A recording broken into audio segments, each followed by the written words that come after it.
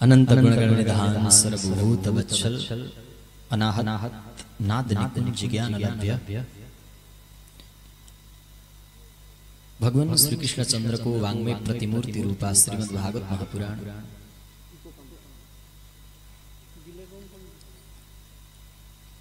एवं यस देव भूमि में विराजित स्थापित समस्त देवी देवताहरूका श्री चरण में वंदन गर्दै व्यासासीन गुरुवर यज्ञ में परिणित भएर रहनुहुने विद्वत विप्रगण संगीत का पारखी मित्रहरू संगीतज्ञ मित्रहरू प्रविधिका साथीहरू पुराण आयोजना गर्नुहुने तपाई आयोजक परिवारका सम्पूर्ण सदस्यहरू एवं यस यज्ञमा उपस्थित हुनुहुने धर्म अनुरागी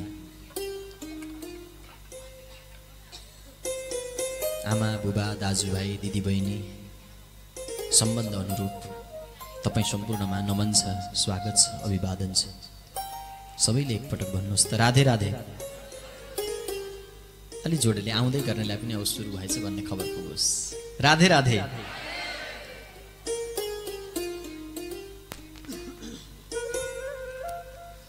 हिजो हामीले प्रथम स्कन्धको कथालाई सुनेका थियौं। म अब सिधै भागवत भित्र प्रवेश गरे। आज तेस्रो दिवस भइसकेको छ। हामीले अस्ति उद्घाटन मात्रै गर्यौं अनि थाल्न चाहिँ हिजो थाल्यो। पुस्तक खोल्नै भनिन्छ, त्यो चाहिँ अस्तिकै दिन भयो र त्यो अनुसारले हो भने भोलि हामी कृष्ण जन्मसँग पुग्न पर्ने हुन्थ्यो, तर पर्सि नै सायद होला भोलिसम्म नपुगेला। पुगेछ भने ठिकै छ, केही छैन। 7 दिनभित्र हामी सक्नेछौँ भागवत। त्यसमा कुनै उ छैन, शङ्का छैन।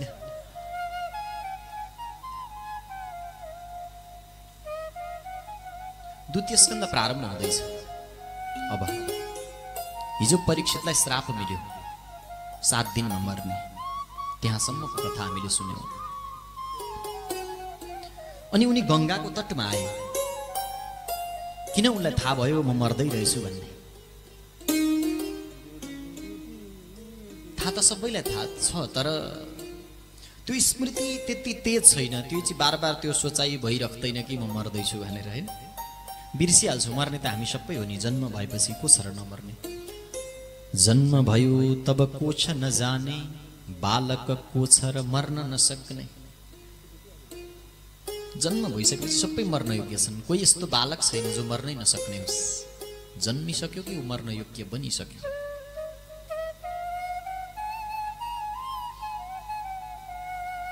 अनि परीक्षितले प्रश्न गर्नुभयो, मर्नेवालाको कर्तव्य के हो? यो त सबै हामी सबैको प्रश्न होइन, किनकि हामी पनि मर्दैछौँ। मर्नेवालाले के गर्ने भन्ने नै प्रश्न थियो। के गर्ने अब? मर्नेवालाले नि कसरी बताउला त अब मर्नेवालाले के गर्ने भनेर? मेरो हात बाँधेको छ अनि तपाईँ आउनुभयो आफ्नो बाँधिएको हात लिएर कि मेरो हात खोल्दैन भनेर। जसको आफ्नो हात बाँधिएको छ उसले कसरी दोस्रोको हात खोल्न सक्छ भन्नु त? जसको हात मुक्त छन्, बाँधिएको छैन, उसले मात्रै अर्कोको बन्धनलाई खोल्न सक्छ। द्वन्द्व भयो। सबैले आफ्नो मतहरू बताए, मतान्तरहरू भए, उत्तर मिलेन। गंगाको तटमा भिड बढ्यो। अनि अचानक एक बालकको आगमन भयो। सबैले उठेर स्वागत गरे त्यो बच्चालाई। 16 वर्षको बच्चा थियो। ऋषिहरू थिए त्यहाँ, थुप्रै ऋषिहरू। त्यो 16 वर्षको बच्चा आएको सबैले उठेर स्वागत गरेर सबैभन्दा प्रमुख आसनमा, उच्च आसनमा लगेर उसलाई राखियो। अनि त्यो बालक त्यहाँ बस्यो। सबै मौन बसे। अब के बोल्छ यसले भनेर, तर उसले केही पनि बोलेन। उ त बिल्कुल मौन थियो। चित्रवत तरुर्मूले वृद्ध शिष्या गुरुर्युवा गुरुस्तु मौन व्याख्यानम शिष्यास्तु छिन्न संशया। एउटा त्यो गंगाको तटमा पावन एउटा वृक्ष छ, पवित्र पिपलको वृक्ष छ। त्यो वृक्षको फेदमा त्यो 16 वर्षको बच्चा आएर बस्यो, युवा गुरु आएर। सारा वृद्ध शिष्यहरू सुन्न बसेका छन्। अनि ऊ व्याख्या गर्दैछ। के को व्याख्या भनेको? मौनको व्याख्या गर्यो। चित्रवट तरुर्मूले वृद्ध शिष्या गुरुर्युवा गुरुस्तु मौन व्याख्यानं शिष्यस्तु छिन्न संशय। शिष्यहरूको संशय दूर भयो उसले, किनकि मौनको व्याख्या गर्यो। मौनताको व्याख्या भनेको यो जो धर्म भन्ने चिज छ अथवा जसलाई हामी ईश्वर भन्छौँ, परमात्मा भगवान भन्छौँ, त्यो चिजलाई शब्दभन्दा अतीत छ, त्यो शब्दभन्दा पर छ। यतो वाचे निवर्तन्ते अप्राप्य मनसाशः। कठोपनिषदको सूत्र हो यो, जसले पनि यस सूत्रले पनि भन्दछ कि यतो वाची निवर्तन्ते अप्राप्य मनसाशः, मनको साथमा जहाँ वचन फर्कन्छ, परमात्मा त त्यो तत्त्व हो। त्यस तत्त्वलाई परमात्मा भनिन्छ जहाँ वचन पुग्दैन, जहाँ वचन गएर हार मान्दछन्। जय जय जय जा अजित दोष गृभीत गुणा, पछि वेदस्तुतिमा पनि आउँछ, जहाँ मन वचन सबैले हार मान्दछन्,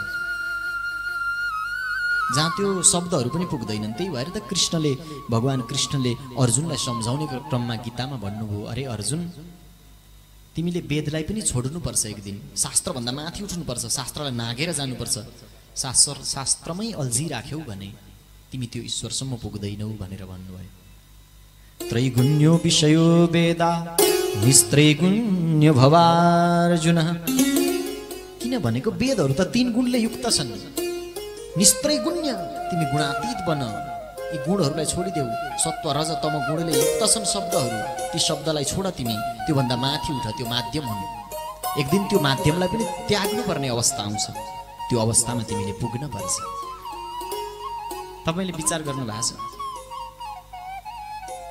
भागवतमा पनि 18,000 श्लोक छन् भनेर लेखिएको छ, तर गणना गर्दा पुग्दैनन्। यस्ता थुप्रै पुराण छन्। मार्कण्डेय पुराणमा 9,000 भनिएको छ, गणना गर्दा 7,000 करिबन छन्। अनि विष्णु सहस्र नाम भने हुन्छ, 1000 नाम गन्दै गन्दै जानु, 1000 पुग्दैन, एउटा न एउटा नाम कमी हुन्छ हरेक ठाउँमा। गणना गर्नु भएको छ भने थाहा होला यहाँलाई। यदि छैन गणना गर्नु भएको भने गणना गरेर हेरेको।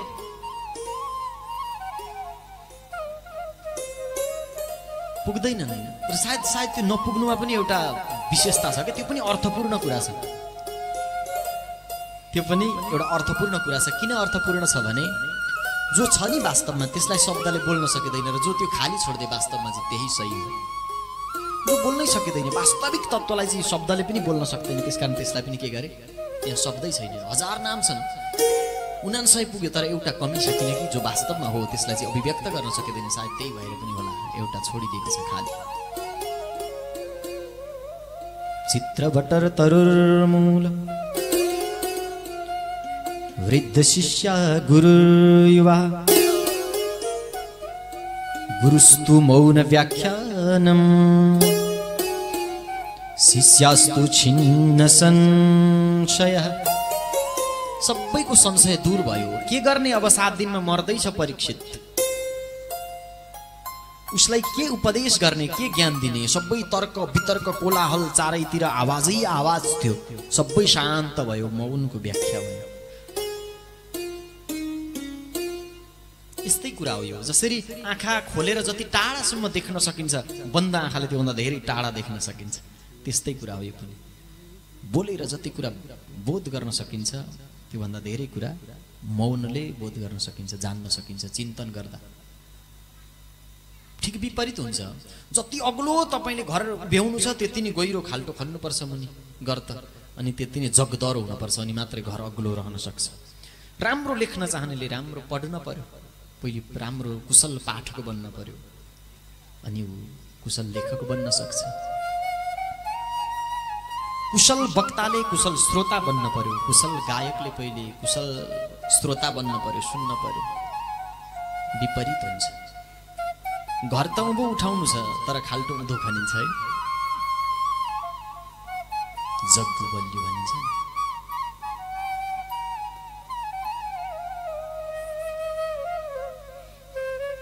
र त्यो 16 वर्षको बच्चा सुखदेव थिए, जसले त्यो मौनताको उपदेश गरे गंगाको तटमा आएर। गंगा भनेको ज्ञानको प्रतीक हो। जब जब म अबदेखि अगाडि गंगा भन्ने छु, तपाईले ज्ञान भनेर बुझ्नु पर्नेछ, यो अध्यात्मको भाषा हो। अनि जब जब म यमुना भन्ने छु, तपाईले भक्ति भनेर बुझ्नु पर्नेछ, यमुना भक्तिकी प्रतीक हुन्। यमुना भन्ने बित्तिकै त्यो भक्ति हो भनेर बुझ्नु पर्यो। अनि यसरी मौनको व्याख्या भएपछि परीक्षित अब त केही बोल्ला नि यिनले, यस्तो लाग्न थाल्यो केही नपाए पनि त्यो सब मौन देखेर त्यो मौनतालाई पढिराख्दा परीक्षितलाई केही सान्त्वना भएको अनुभूति भयो, केही प्राप्त भएको अनुभूति भयो। अहिले चाहिँ केही कसैले उपदेश साँच्चै गरे जस्तो लाग्यो। अघिसम्म एउटाले एक थोक भन्थ्यो, अर्कोले अर्को थोक, एकदमै धेरै कुराहरूले मस्तिष्कलाई बाँडिरहेको थियो, टुक्र्याइरहेको थियो, एकले अर्काको विचारलाई काटिरहेको थियो। परीक्षितले थोरै भए पनि त्यो अनुभूति गरे। अनि तब बोल्नुभयो सुखदेवजी महाराज। बरियाने शते प्रश्न कृतो लोकहितं नृपः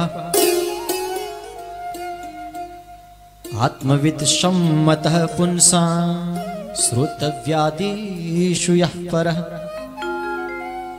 तिम्रो प्रश्न बरियान छ, अत्यन्तै श्रेष्ठ प्रश्न छ। मर्नेवालाको कर्तव्य के हो? यो साधारण प्रश्न होइन परीक्षित।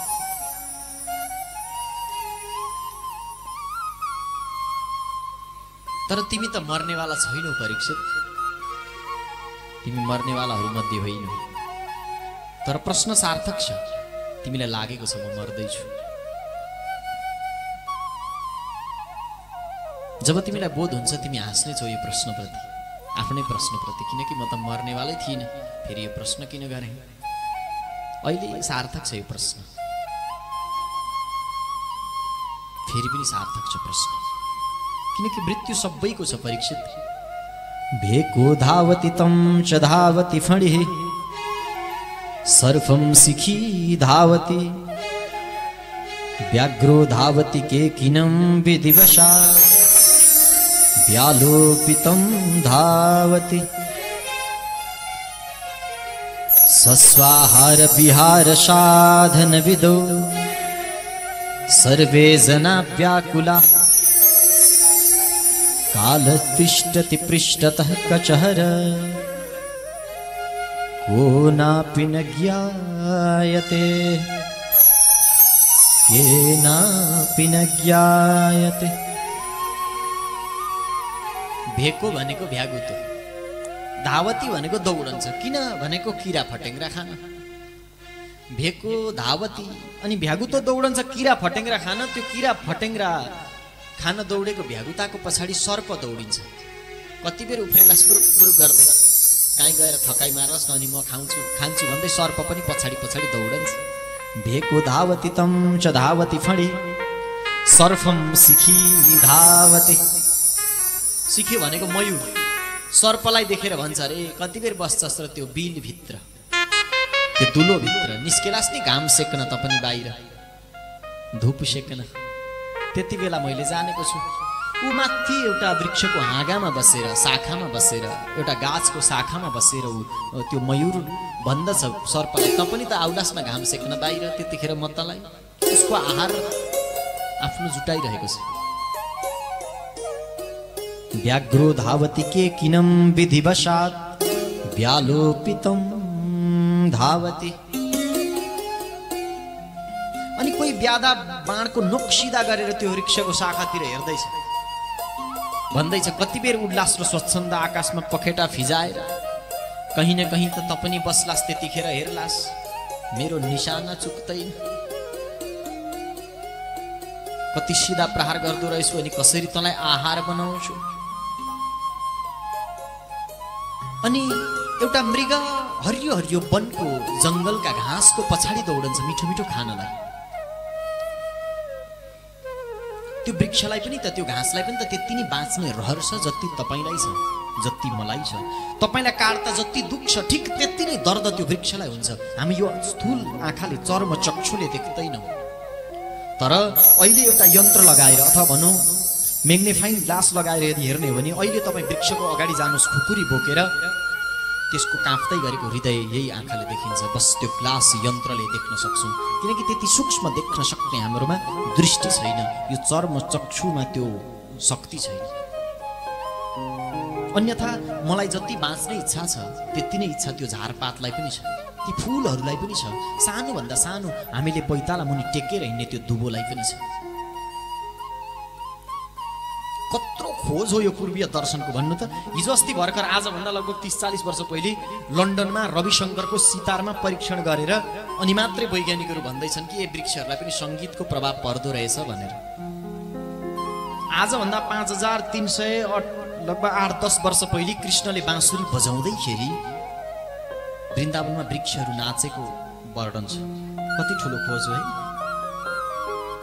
अनि वृक्षहरू भनेको जीवन हो, त्यो भनेका प्राण हुन्, तिमी जस्तै हो भनेर वृक्षको महिमा गाएको त जताततै पृष्ठमा प्रत्येक पंक्तिमा भेटिन्छ पूर्वीय दर्शनको।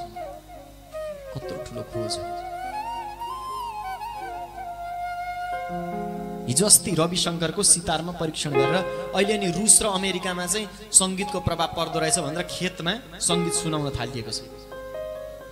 रुस र अमेरिकामा तपाईँ जानुभएको छ भने देख्नु भयो होला, जानु भएको छैन भने सुन्नु भएको होला, सुन्नु भएको छैन खोज्नुहोस् यो कुरो झुट होइन र यदि झुट रहेछ भने अनि मसँग कुरो गर्नु होला।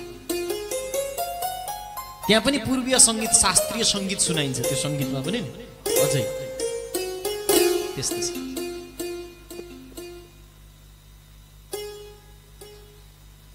ती वृक्षलाई पनि त्यति नै बाँच्ने इच्छा छ जति मलाई छ। तपाईँलाई काट्दा जति दुख्छ उसलाई त्यति नै दुख्छ, त्यति नै दर्द हुन्छ, ऊ त्यति नै काँप्छ।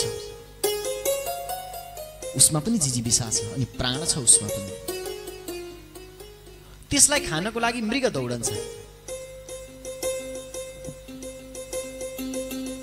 व्याघ्रो धावति के किनम विधिवशात् व्यालोपितं धावति। अनि त्यो मृगको पछाडि बाघ दौडन्छ, सिंह दौडन्छ। ए त हरियो घाँस खान दौडेको होइन, कतै कुनै न कुनै घाँसको डालीमा त पनि भुलिएलास् नि खान मग्न भएर। त्यतिखेर हेर म कसरी तँलाई लुकेर आक्रमण गर्दो रहेछु। व्याघ्रो धावति के किन विधिवशात्